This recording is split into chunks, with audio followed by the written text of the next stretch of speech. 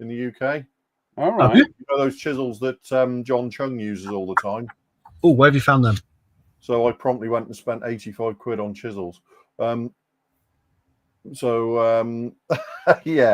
Oh, God, do you know what? I'd have to look at my email to tell you where I got it from. But actually, if you put in MadWorks UK, there's 3 or 4 places that apparently sell them now. So, but they're not cheap. But yeah, I bought this yesterday. I was looking through because I didn't realise that Jadlam had such an extensive range of Gundam in.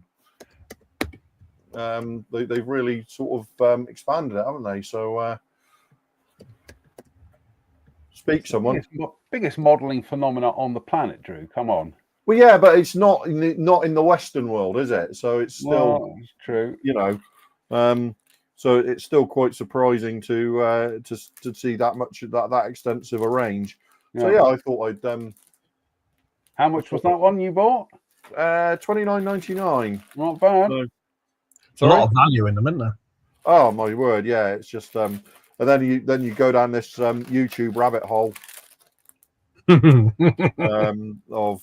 of people building them and all the modifications and all the painting. The thing to do seems to be, generally speaking, it's a very different style of modeling because these are sort of clipped together. It seems that what people do is they kind of build it first as a clip together to find out what needs to be modified. Yeah. And then they take it apart and do all the mods that need doing. So it's not like building a piece of armor or an aeroplane or anything like that. It's quite a different methodology. But yeah, I'm all for it. Let's give it a go. So yeah, there's a couple of the very the high viewing Japanese Gundam streamers on YouTubers and people like that, and there's a few on TikTok and places. You sit and watch them and you just think, yeah, they're taking each stage apart, redoing all the detail, making everything line up, rescribing, timing, and then but like I say, the first thing to do with it is to actually clip it together, so you've got a complete. And then from then you can work out exactly, because there's a lot of stuff in these articulating parts in these that won't be visible, so you don't need to do anything to them. But until the model's actually built, you can't see it. No. You don't know. So it's this very it's a very different style of modeling. But I kind of I'll be taking a look at that in the. You sound quite taken with that, mate. It's just it's such a thing, is he? And it's such a different sort of approach to the hobby. It's a really, it's like it's like the like the RC guys. It's a parallel lane, but it's not. Yeah. It's not how we do it. No. So and I think. As with a lot of our techniques, it's sort of like it's developed over time into something that really works. So I kind of get the impression that if I tried to approach it like I'd approach an aircraft kit, it probably wouldn't work. Yeah. So you have to kind of look at what people have done and how they approach this hobby, and kind of see how that works for you. So, but yeah, I'm really taken with it, and some of the bigger stuff, the perfect grade stuff, it's like 200 quid and stuff like that. But oh my word, it's like it's the presentation of it is just everything about the presentation is just absolutely perfect. It's got that video game perfect graphics kind of presentation sort of thing going on, and you can see why it appeals to the Japanese market so completely. Bandai are, by sheer volume, the biggest kit company in the world. Oh yeah, and it's not close. Yeah, just by the amount they ship. Yeah. Also, you were talking about, we were looking at this yesterday, is there it's how they gate off the sprues, or the runners rather, and they multi-color mold on the same runner, including clear parts. Yeah. I'm trying to think. Well, there was an aircraft manufacturer did that in a kit. Didn't Tamiya do that in something at some point around the Swordfish era? And I'm trying to think what it was. But there was a piece on the edge of a tool, part of a clip, and it'll come to me at some point. Probably I think that might have been the Tamiya Fieseler Storch that I think they molded some of that in clear and then some of it in. I probably got that wrong. Somebody will correct me. Might be something like that. Yeah, Rory, who says mine's built and primed in SMS black. Not sure what color to do it. And Mike Reeves, hello, Mike. Mike says, built several of these kits. They are a blast. I did one in a Vigan splinter scheme a few years ago. And he also says, and his Hobby HQ out there cannot keep the Gundam kits in stock, and he gets a ton of them at the time. I would imagine several tons. There we go. Dave Swindle, Storch. Yep, it was the Storch. Right. Any other takeaways from the show yesterday, Drew? No, not really, because I was only there about an hour, wasn't I? Really felt longer. Had a. Hey, sorry. It felt longer. Thanks. And I mean that. I mean that. I know exactly what you mean. No, I mean that in a genuine sense. It just seemed like a really nice day. It was heaving again, wasn't it? Absolutely heaving. Yep. I'm just gonna share this. This is a rare bit of footage here, but this is the lesser spotted Drew actually making a car model. Because you filled in for a minute while I dashed off to make you a cup of tea. I seem to remember. Yeah, there is the tea to the left of the picture there, but this is Drew actually making a car. Well, to be honest, it could have been for what I was doing there. It could have been a piece of a bridge, or any number of bits. A frame that goes on the back of a tank. It could have been anything. Well, a piece of internal framework. That's exactly what you were building. You were building they supply in the kit a frame for you to mount bits on. So. But yes, it was a brilliant event. I'm just going to bring up the image for it. It was a brilliant event, and yes, we'd certainly like to do more of the same, wouldn't we, Drew? Yes, I think we've discussed bits and bobs, haven't we? Yeah, might be possible. Yep, in the future. So. It's just a little far for me. Well, make a weekend of it. But shall we dive on with the news? And the news, well, let's get this one out of the way. I have more than a feeling that this is going to be very good. Very good. I know. Now, this was announced tail end of last year, but Hong Kong Models have released some more information and some more images. Goodness me, is this, I know you're going to disagree with me, Drew, is this not the best looking twin-engined American bomber of World War II? I think it's beautiful, but I would take the Marauder, yeah. Okay. No. But I do think it's a beauty. In fact, I'll take the A26 Invader as well. But it is a beautiful aeroplane. Mm-hmm. It is a beautiful aeroplane. Surprisingly, if I remember correctly. Yeah. Surprisingly, it took until 1994 for us to finally get one in 1/48 scale, and that was the AMT kit, which I've built several of them, and I like immensely. But yeah, I can remember that kit was a tenner when it came out. Yep. I had a few of them, and I've built it a couple of times, and it's a beautiful model in its own right. It's just that 30 years is a long time, isn't it?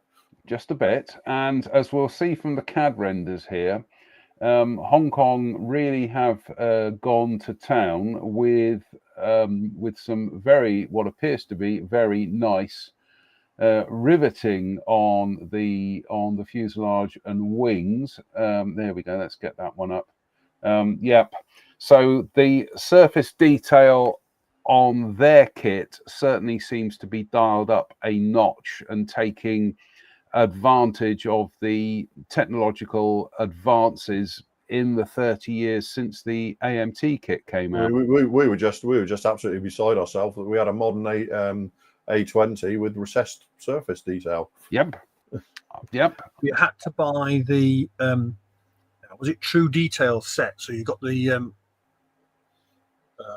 life raft to go on the back, behind the cockpit, because it wasn't in the kit. But beyond the flatted tires, they were the thing, weren't they? Then, you know, tires that looked like they'd been let down by a passing 4-year-old. Yes, yes. But I mean, I built that a few times. I built an RAF one and I built a Night Fighter one. I remember doing MDC's turbine light conversion on the old AMT one, but that's going to be just head and shoulders better than that, realistically looking at it.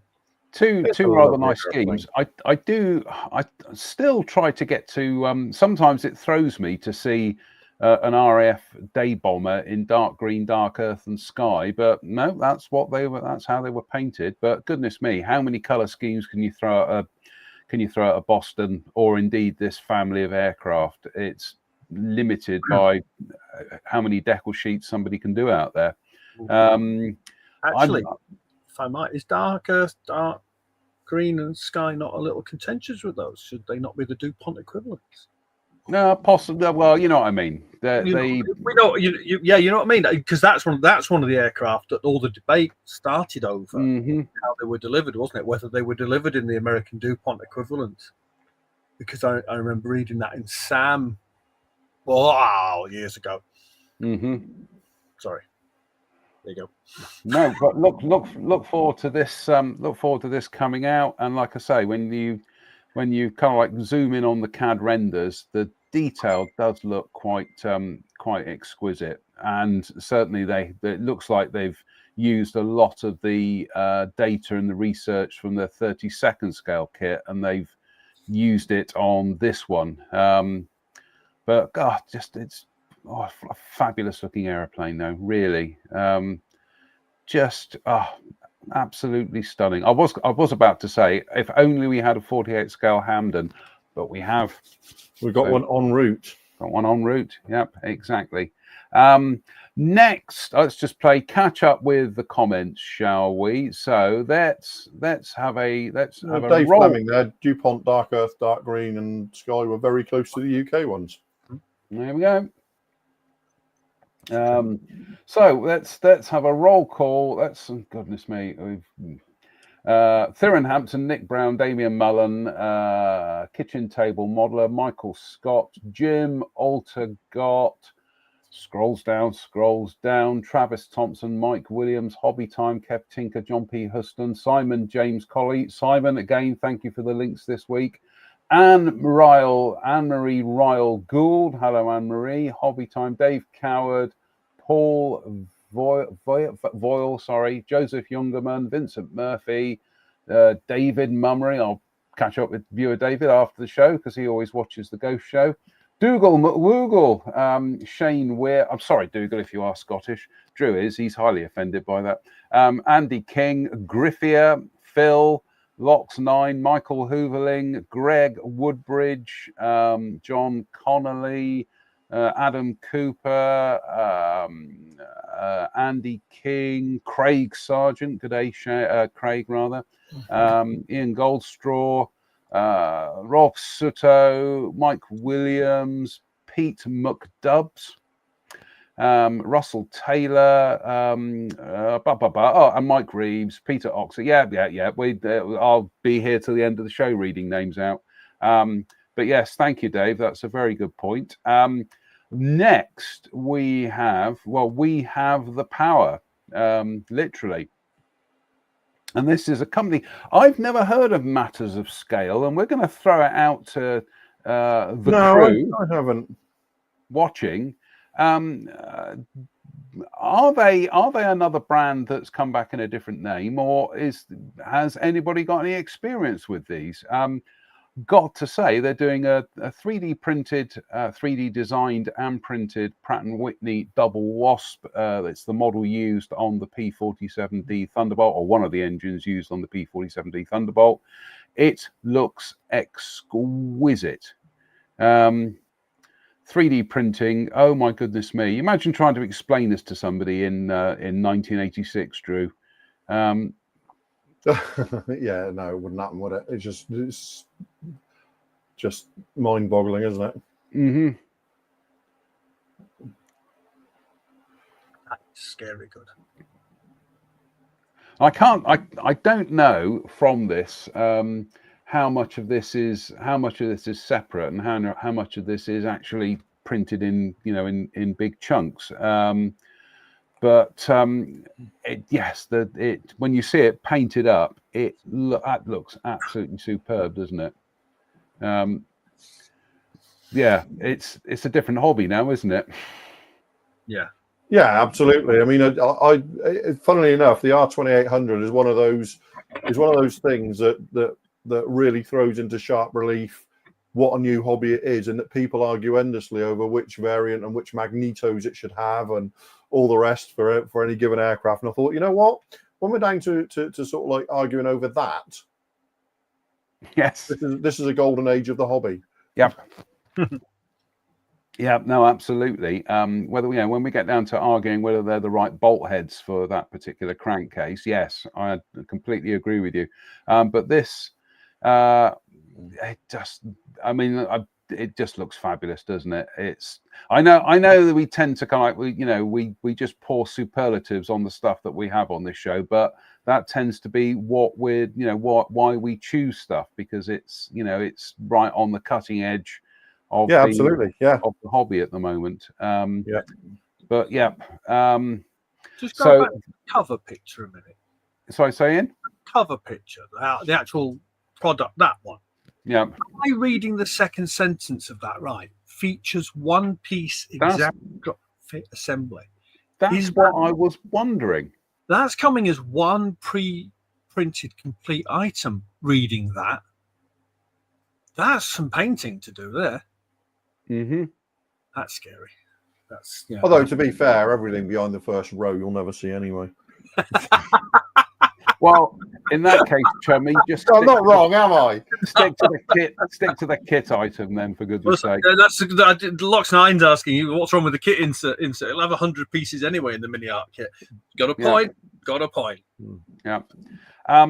Next. Well, our friends at Wingsy released some more CAD renders for one of their upcoming kits, and it is their 48th scale D3A1 Val. Now, quite surprisingly, I went and did a bit of research into previous Val kits in this scale, and primarily there have only been two, both from Japan, unsurprisingly. First kitted in 1/48 by Fujimi in 1974, and then by Hasegawa in 1998. So we're almost getting these kits in kind of like 20, 25, 26-year chunks, aren't we? Yeah. If I remember correctly, I've got a sneaking suspicion that it turned out the Fujimi one was 1/50th scale. Yeah, most likely. Yeah, I wouldn't doubt it.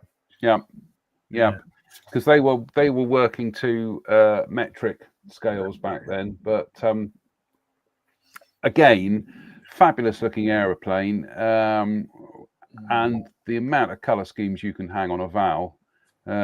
Just where do you stop? And I've got the Wingsy Claude, and that is a beautiful kit. In fact, I will bump the images we took of that. That's one of the ones I want to build this year, that little Claude. But yeah, again, we're heaping superlatives here, folks, but enough to make you want to build one, Drew? Possibly. I seem to build a lot of zeros and stuff like that these days. So yeah, it's not. not impossible, shall we say? Mhm. But I'd have to see it. It's going to be nice, but I'd have to see it to make a decision, if you know what I mean. Yeah. It's just that there's so much going on these days, isn't there? It's just You can't keep up. Stephen Pryor, I think he's talking about the engine. He says it's from a very talented model in the United States called John Colasante. He's done a one-piece nose for the Magic Factory A4M. Well, that's good news. And I'm just having a look. Yeah, Craig Sargent confirms it's a single piece, no assembly. So I'm glad I'm not painting it. That's all I can say. well, Q complaints from sections of the modelling hobby that we're taking the skill out of the hobby and we're just becoming a bunch of painters. But you know, we've had those arguments going back to the birth of the first plastic kits. That takes all the skill out of carving them out of a bit of banister rail. So but yeah, good shout from Wingsy. And if their previous kits are anything to go by, that should be a winner for them. I don't seem to be able to join our own chat. You can't. No. No. Can you view the comments?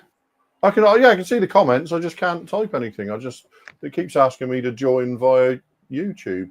No. I know that's the problem I had. Above the chat line, there might be something that says stream, little blue box. Stream this to your audience. Yeah, so it's asking you to sign in to stream to your Facebook or YouTube audience before you can comment. Oh, right. Okay. When I first somebody asked for a link to where I got the chisels from. It's a company called Japeric UK. JAPERIC. Japeric UK. Yeah. JAPRIC. ERIC. Julia Alpha Papa Echo Romeo India Charlie. Yeah, that's what I've typed, and it's just come up saying site can't be reached. Or is it .co.uk? .co.uk. It said right, I tried. There we go. I tried .uk. There's a whirly wheel going around here at the moment. Swirly thing of doom. Yeah, it's the swirly thing of doom. That'll be them sold out. What we have through, Dave. This is it. It's Drew's just crashed their site through eulogizing about these chisels. The site isn't loading at the moment. That's because everybody in our comments list is currently doing the same thing. Yes, exactly. And we won't get there in time to get them. Yeah, no, nothing happening at the moment. Oh, Gundam Lover UK. Okay, look, I'll show you what's going on at the moment. Present, share screen. There we go. That's what. Isn't that exciting? We'll crack on, shall we? We'll crack on, and the next news item, and I've actually got one heading towards me. It's one from the home team, and it's the Airfix 72nd scale Eurofighter Typhoon. This is the starter set kit, so it's a little bit, there's some simplification to make it a starter, a starter kit. But Airfix did release some of the imagery to show how they put together the CAD model. And I've got to say, Drew, the shapes look absolutely spot on, don't they? I was a bit worried about the nose cone. I haven't seen the nose cone from the side. There's something. Maybe that looks good. That looks good. I'm happy with that nose cone. I think it's just because the built model so far I've got quite a blunt tip to the nose like that look. Yeah. It just makes it look a bit. Well, that's actually a model. That's not a CAD render. That's what I mean. That if that was a render, that nose cone would be sharp. Yeah. And it isn't. It's well rounded off. See the nose cone, the nose shape looks right there. Yeah. I've got so much aftermarket, so many aftermarket sheets for Typhoons. Ironically, some I actually designed myself. So I'm looking forward to bagging one of these. One is winging its way from Margate to me at the moment. So obviously, when it does turn up, we will do a photographic analysis of it. I will also point out I didn't work on this one. This is not a JM project, so I'll be coming into this one absolutely as fresh as anybody else, really. Also, fabulous box art there by Adam Tooby, isn't that just glorious? But yes, so that's the Airfix starter set Typhoon. Oh, Ian's gone into workshop mode. What was that all about, Ian? I typed something and I must have used one of the buttons on my shortcut button. Do you want to show us something you're working on then? Now you've got the camera set up. Go on. To be fair, not a great deal at the minute. Right. Well, we'll have an interlude to do that anyway. So there we go. I have tidied. Look, it's tidied. I've been working on on this on and off. This is my. I'm back on with the 60. Ooh. It's had another couple of coats of red, of clear over the red, so it's beginning to look shiny. What it has shown up, which is interesting, are some tiny little air bubbles under that top decal. Oh, just see them. Yeah. Now I don't know. Yeah. I think possibly the. In fact, hang on. I think they might show up a bit better there. Look. Yeah. Oh yeah, that's going to be a little frustrating. So I'm going to have to flap it back and then probably mask and touch those in. But the polish has come up straight. The hood's actually that's been flatted and clear coated again. So now it needs another flattening, possibly another clear coat, but it's getting there. All the bodywork in it, everything to go onto the body is done. So I've got to get it to a good standard. Then I've got to paint in the silver, the chrome bits around the windows and bits, and then that's probably going to be finishable fairly quickly. At least the bubbled areas are largely just black. Yeah, that's at least I can mask that out. This is making a bit of progress. This is my resin conversion on the Tamiya R35 to the Liberty Works one. So there's lots of little painted in RAF Sky. No, Japanese Imperial Navy grey green. Oh, it's close. Mm-hmm. Close, but rear wing Hinamara on it. This is a fighter mod car. So this car actually existed in this scheme. So it's not a fictional thing. It's actually a real car painted up in Japanese Pearl Harbor attacker fighter colours. Yeah. The less said about that, the better. But it's coming up. I've just got this side of decals to do because there's a lot of little tiny ones. I did one side before the other because you guarantee that you'll look at your thumb and find half the stuff off this side when you're working on that side. So it's funny how the Germans don't seem to do many invasion of Poland commemorative schemes, isn't it? No, it's peculiar, isn't it? Oh, for goodness sake. But that's basically where I want those two finished. I've got a skyline that I'm working on for Telford. That's basically just a box of plastic at the minute.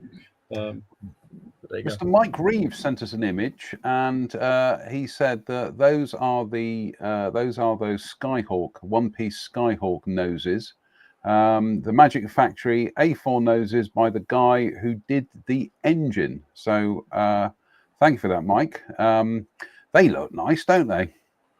Yeah, it's much needed. That Magic Factory kit is just, it just looks nice, but it's so broken down. It's just, can we just have the basic kits these days, please, with cut marks inside them? Yeah, there's a lot of variation across those three, isn't there?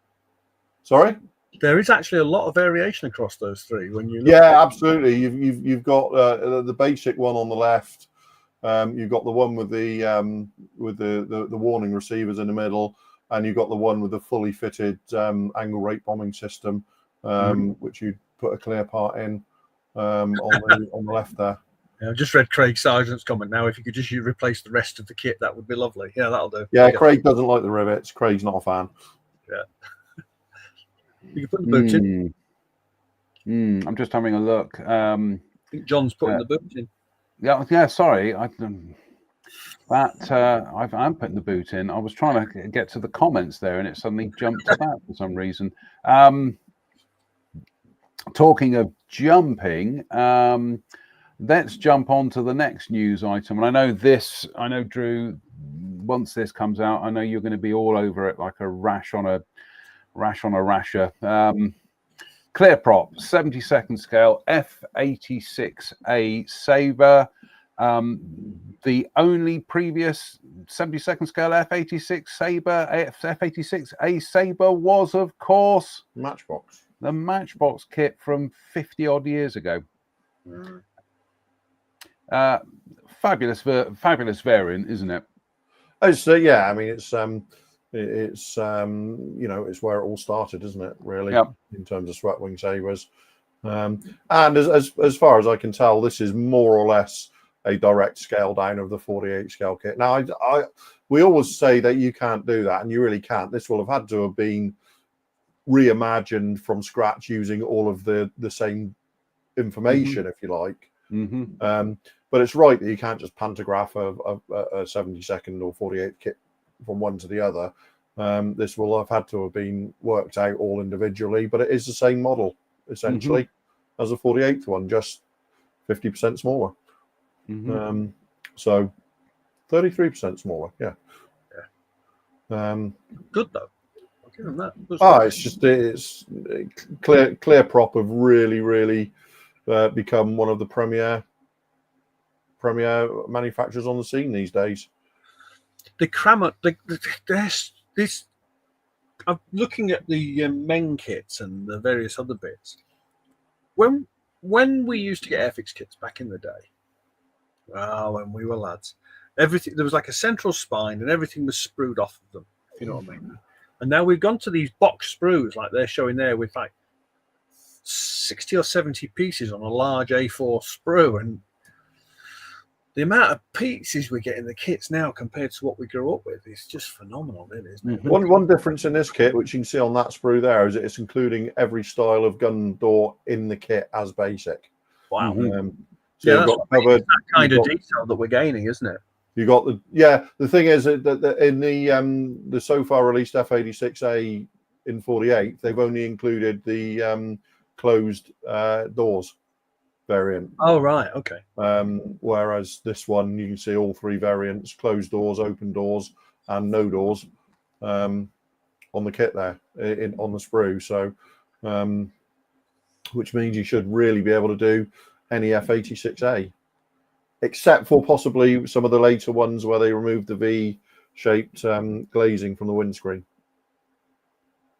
I was trying to work out whether they'd got the forward section of the fuselage such that you could drop an E-type. Sorry? I was looking to see whether the front section of the fuselage was done so you could drop a later style windscreen onto it, but I can't see it clearly. No, the angles here.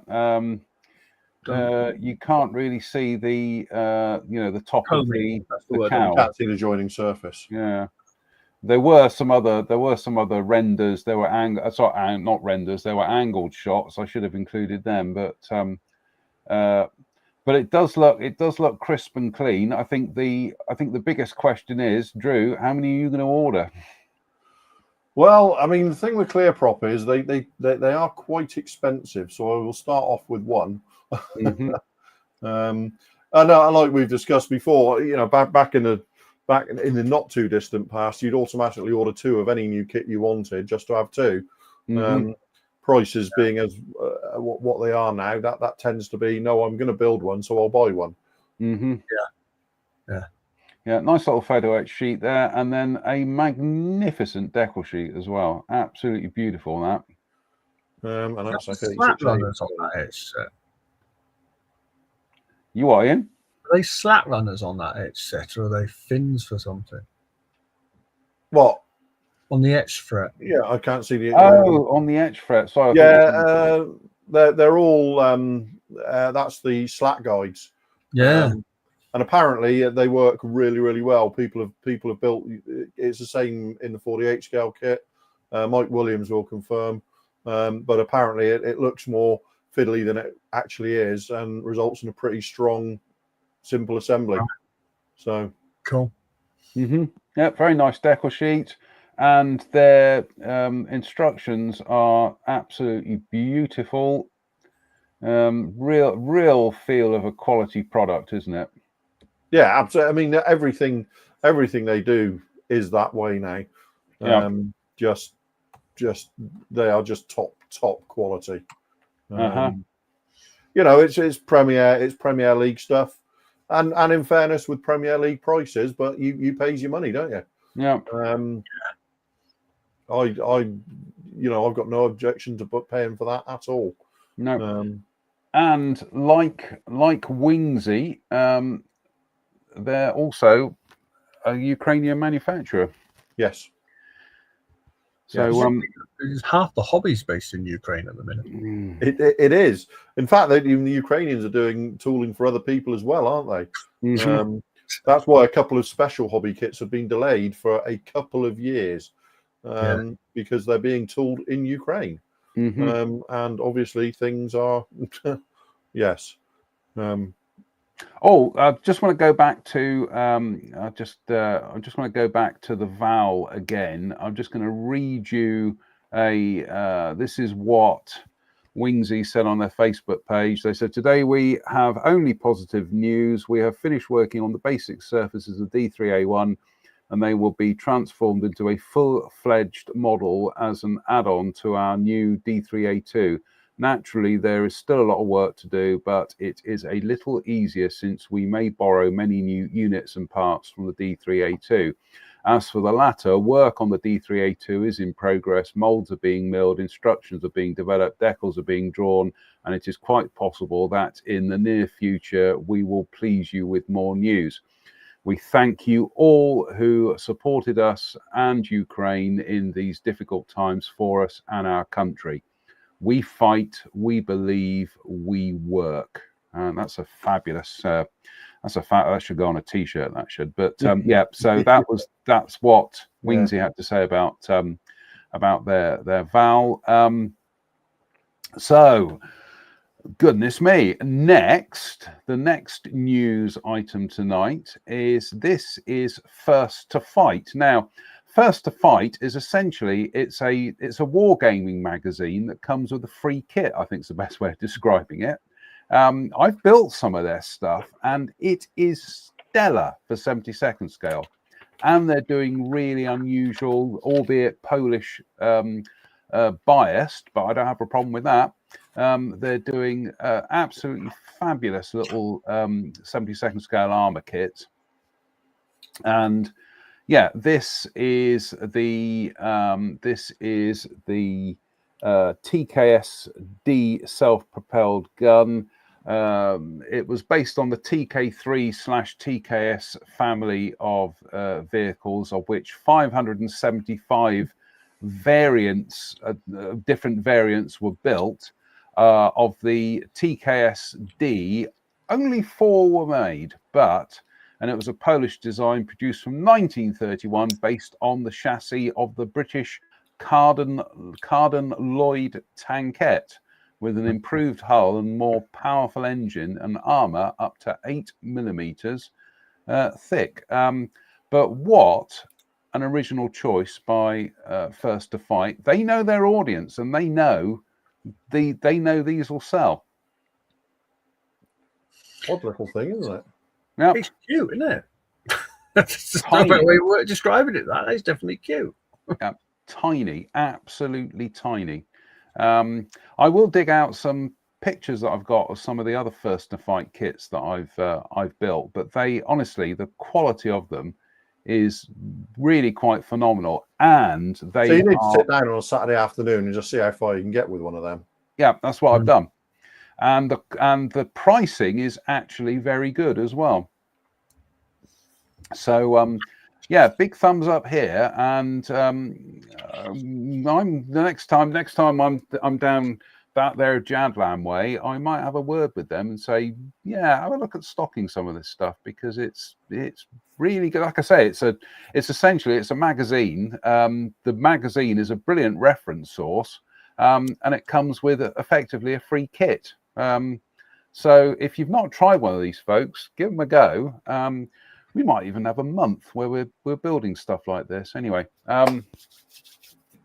that'd let's be play- fun. That'd be just like, see how far you can get. Yeah. Yeah. Lox9 says IBG do some nice 70-second scale stuff. And Agent Fleming says ClearProp have done an eclectic mix of subjects. And Tim Maunder, hello Tim, he says it's small in 1/35th. It is the tankette, yeah. And Dave Fleming makes a very good point. He says magazines don't pay VAT. There we go. Right. Let's crack on, shall we? The next news item tonight: cockpits, and this is ResKit, and they're doing a whole slew of 3D designed and printed cockpits for 48 scale Mirage 2000s. Sorry about the pic not being properly formatted, folks. Only realised this when we were literally 30 seconds away from broadcast tonight. But here we go. So they're doing a set for the Mirage 2000B. Again, just the detail ResKit seem to be able to pack into this stuff is quite phenomenal, isn't it, Drew? Oh, it's just mind-boggling, isn't it? Yeah. Absolutely mind-boggling. And then they're also doing a set for the Mirage 2000D as well. And there we have some very nice bang seats in there. But again, level of detail just looks off, pardon the pun, off the scale. And then the nuclear equipped Mirage 2000N. So there are detailed differences between all these cockpits, which ResKit have absolutely nailed. And that we're kind of leaching into superlatives again here, but it's a shame. It's the Kinetic is the only real kit that goes on, because it's not a good model, really. No. There's too many shape and geometry issues with it, but it's all we've got. But if somebody wants to step up and do an all new, I'm quite surprised one of the Taiwanese manufacturers haven't done a Mirage 2000-5 actually, as they're users of the aircraft. But yeah, unfortunately, the Kinetic Mirage 2000 is one of their much earlier toolings, and it kind of shows. The wing is in the wrong position, and it's got the wrong anhedral downwards. The wing is more or less flat on the fuselage, and the Mirage 2000 has got a pronounced downward angle of the wing. Is that anhedral or dihedral? Anhedral. It's got pronounced anhedral, which is really visible from the front of the Mirage 2000. And would be really very difficult to correct. When you look at the undersurface, you can see that kind of up into the root around the fuselage and down again, shaping. If you're stood on, because everybody stands under a Mirage 2000, to kneel or stand just behind the front undercarriage leg and look back down the fuselage, you can see a bit like the rear end of behind the rear fuselage of a Spitfire. The gull wing, gull. There's that very noticeable effect under the Mirage 2000. I had the pleasure of spending some time with one of the French guys at Fairford, circa 95, possibly, crawling around one of their two-seater 2000s. So that's a lifetime ago. Yes. Yeah, so clearly the ResKit interior will be by far the best bit of that if you buy it to build a model. Well, at least you're not having to wrestle with the Hella kits. It's probably more accurate, actually. Yeah, the Hella kit is the Hella kit is a more accurate kit. Yeah. I've actually seen some people, some articles on it building it saying it needs work, but I get the impression it's not actually that much more challenging a build than the Kinetic kit. Well, it's of that era that we got the Etendard, the Super Etendard, the Jaguar, the Buccaneer, and that series of 48 scale jets, which at the time were kind of the peak of what we were getting to play with, isn't it? In the yeah. The thing about the Hella Mirages and the Mirage 2000s, and this is something that bedeviled their Sukhoi 27 kit from the late 80s, early 90s. According to Trevor Snowden, in order to get that look of it looking like it's a beryllium cast copper tool, Hella, by all accounts, put some kind of coating on the mold at the last stage. But the problem with that was microscopically it threw the fit out of every component.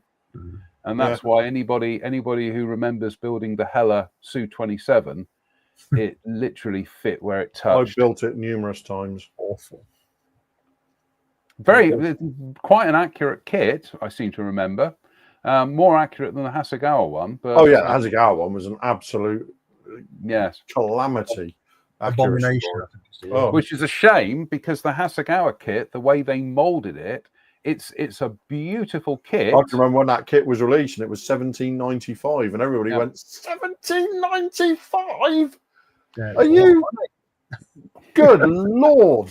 But it was that complete one piece upper fuselage wing, and it was absolutely. But you opened the box and sort of went, "Wow!" And then you built it and went, it just didn't look right, did it? It's just the shape was far too wide across the engines. Yeah, far too wide across the engines. Too broad, wasn't it? Yeah. It was a shame, but like I say, it was a beautiful looking model. Yeah. And it built well, and I built a few of them. It's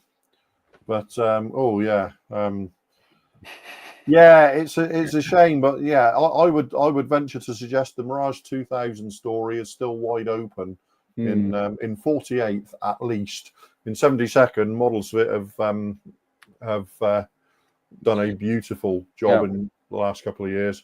Sorry, on that subject, are there two companies called Modelsfit? No. Are you 100% certain of that? Yes.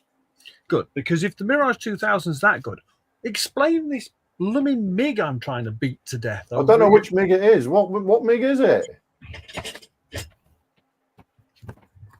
An E152-1. Is that the Ogilvy wing? Yeah, the thing with that, Ian, is that is a much earlier Models of it tooling, and it's the same. It's the same with ICM, Ian. It's the same with ICM. We talk about ICM like they're pretty much the world leaders. You know, some of the world leaders. 15 years ago, it was they released some horror shows. And Models Fit released some of their earliest kits were the fitters. They're okay, but they're not great. And then they seemed in about 2017 or 2018, they just seemed to pull it all together in one fell swoop. And they've been sort of riding a crest ever since. Got a question from Adam here. He says, "What's the dream model kit like?" What 2005, isn't it? I've got a couple. I've had one off the sprues and put together. And it went back in the box, and I went back to my Models Fit ones. It is Dream Model are not. I don't like Dream Model stuff at all. I really don't. It's not that it looks great in the box and all the rest of it, but it's just there's too many issues for something that looks top flight. It should be top flight. And quite often, quite a lot of the manufacturers from the Chinese mainland are producing stuff that looks top flight, and then kind of falls apart a bit when you go to build it. I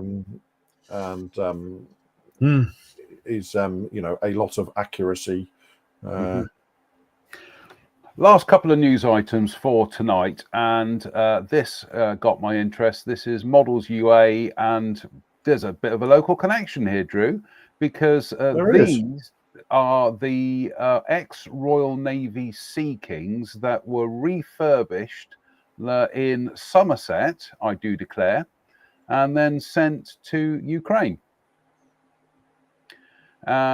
And this is the set from. Are they called Rush? Yeah, Rush. Yeah, that's what a damn fine name. So that they're doing decals, and they're also doing canopy masks, inside and outside. Here are some of the instructions as well. That's a nicely produced little instruction sheet, isn't it? Very nicely done. Really? And again, this is coming out of Ukraine. And these are the 3 schemes. So it's an overall kind of medium sea grey. I assume it's medium sea grey. One with the roundel on it.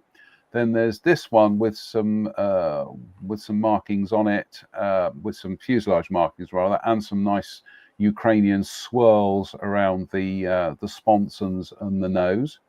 And then we got this one with a bit I like that. fuselage artwork. I could be in the market for that, you know. I think you should, because it's pretty much, these were, like I say, these were all refurbished locally, just up the road in outside Ilchester, isn't it? No, it was what do you call it? Historic, over at Chard, I think. Oh right, okay. Down in Portland, helicopter services down in Portland. Okay. Were the guys who dealt with those, Right? Because they're still flying Sea Kings down there. What's the company based just outside Ilchester then? Because I went there when we were doing research stuff for the Airfix Sea King.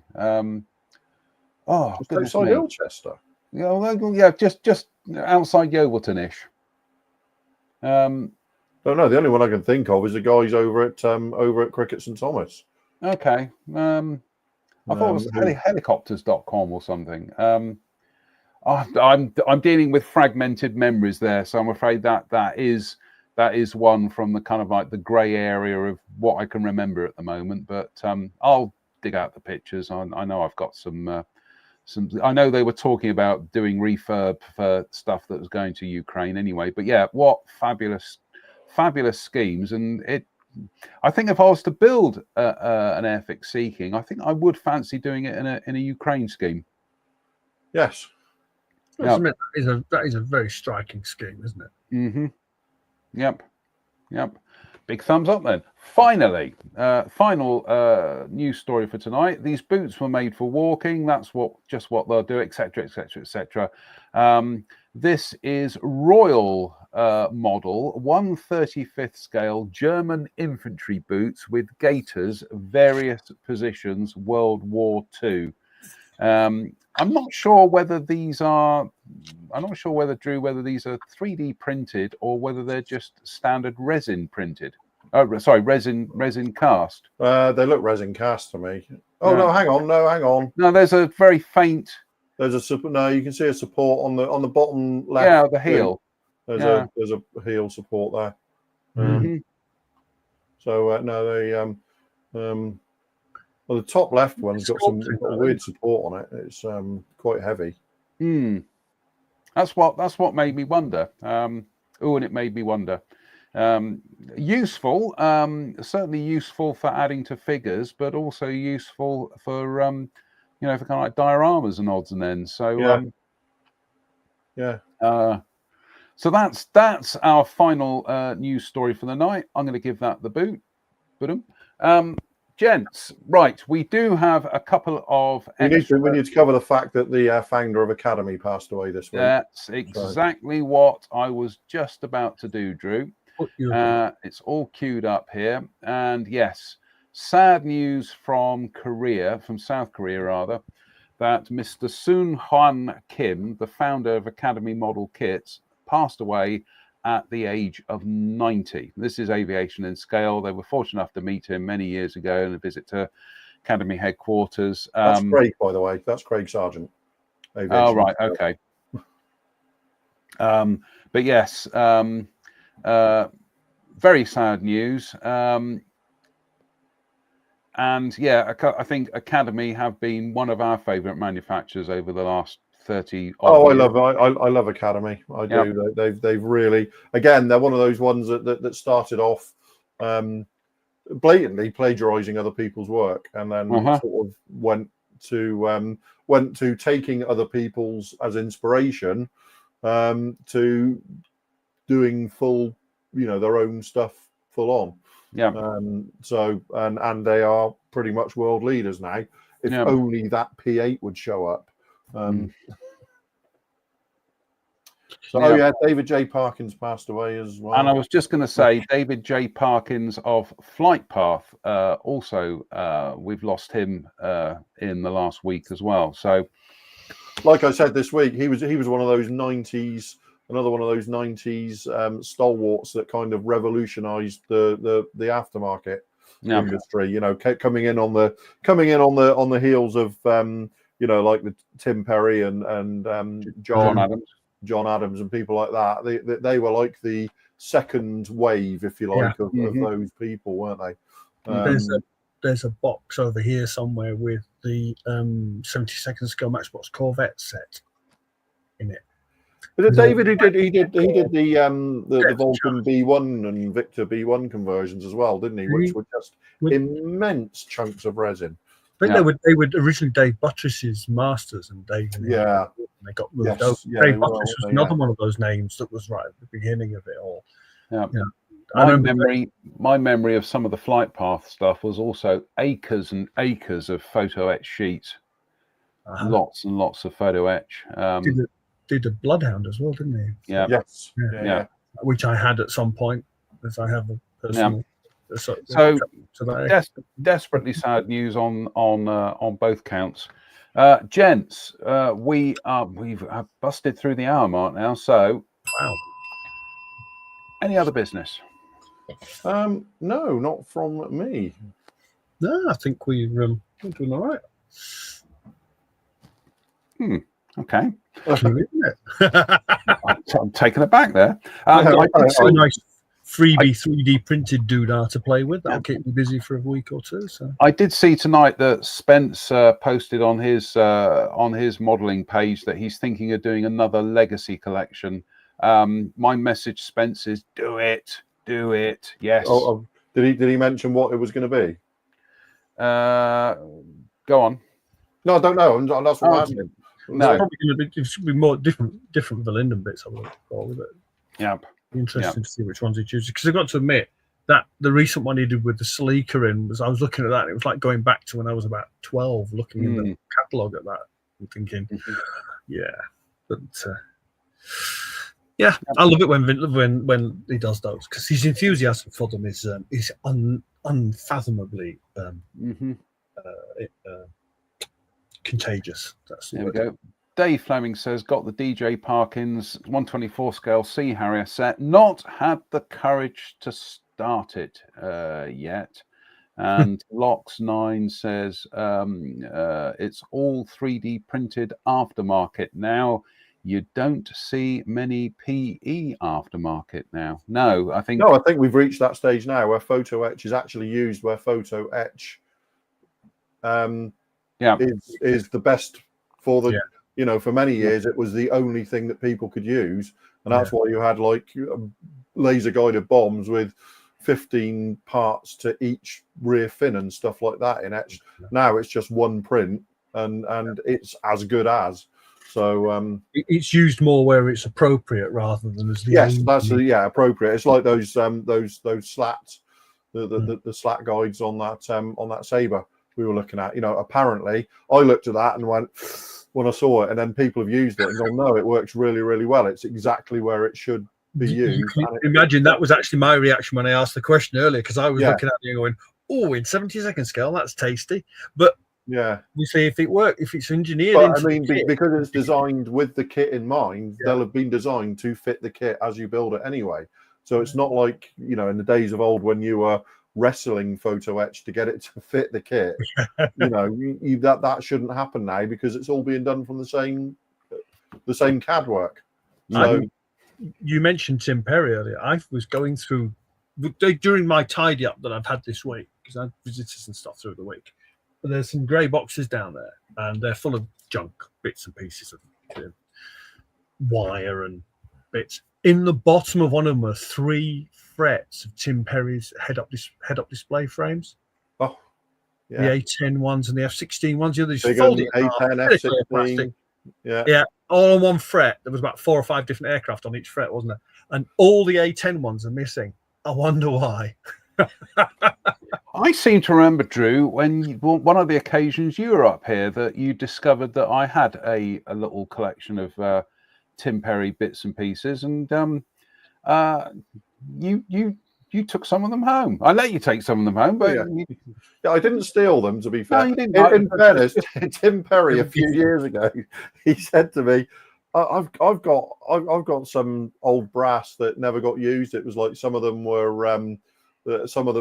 miss effectively and all the rest of it. He said, "Do you want them?" And I said, "Well, yeah, if it's not too much trouble to him." He said, "No, leave it with me." And about 2 days later, this box with about 4 pounds of brass sheet turned up in it. Just this all downstairs. It's like hundreds and hundreds of sheets of, you know, take it for scrap value. Oh my word! It's just like it literally. I think it was just he went, you know what? Get it all in there and post it to Drew. And it's just like hundreds and hundreds of sheets of, you know, half-formed sheets and bits. So you're picking through, and I can use that and I can't use, and all that sort of stuff. It's just, you know, vintage Tim Perry.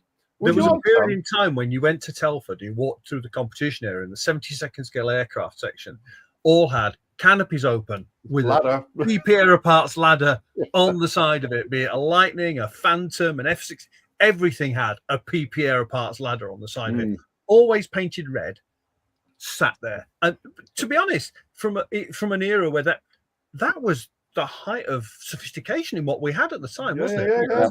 And I loved building it, sort of fold it up, twist the bits so the sets were flat, hook it on. Look, I can remember for years, every Sidewinder I built in 72nd had his forward fins on it. Yeah. It's just getting sets and sets of them. Yeah. Mm-hmm. But yeah, see, you get. I've got some of the earlier, again, like the earlier res kit Sidewinders. They've all got photo etch front fins, but I see they're 3D printing a lot of those now. Yeah, because 3D printers come so far now. I mean, if you listen, you can probably hear one of my 3D printers going in the corner here. You know, running stuff off at the moment, and because I got a new 3D printer turned up this week. So, yeah. How many have you had now? I think this one, this Mars 5 Ultra here, is about my 7th. I bought some new Sanders the other day. Well, it's a consumable. It's just these people. Yeah, it's you. Yeah. It's the consumable. So, you know, the Mars 4 Ultra went Tango uniform last week, and I broke it even further, stripping it apart to see if I could fix it. So it just deep sixed it and ordered a Mars 5 Ultra. I mean, it's difficult because I appreciate that it sounds like I'm flexing when I say it's only 300 quid. But I know what you mean. It is only 300 quid for a brand new 3D printer, which is pretty much at the. I love the idea of them. I really do. I just don't necessarily have the space or the capability. I think that stuff's brilliant, by the way. Well, I was going to say, this was Rufus at the show yesterday, one of the Jadlam guys. He brought this over and said, "Have you tried this?" And I said, "Nope." So I bought one of each. I got the chrome metal airbrush and the chrome metal. I think you brush it as well. Looking forward to giving these a go. To be honest with you, I do need to have another trip down to Jadlam at some stage, because I do need to get some other paints and bits and pieces. And oh, Drew, it's a trip to Glastonbury. What a hardship! No. Coming back to that green stuff chrome at Brampton show, August, September last year, there was a guy with an airliner, and he brush painted the wing. I think it was a Comet. I'm trying to remember. Pretty sure it was an Airfix Comet, and he brush painted the wing with the brushable one of that. and it was pretty damn fine for Mm. for that application. It looked cock on, absolutely cock on. Richard Middleton and a couple of guys we were all stood looking at it and going, and then he went, "Oh, I brush painted it last night."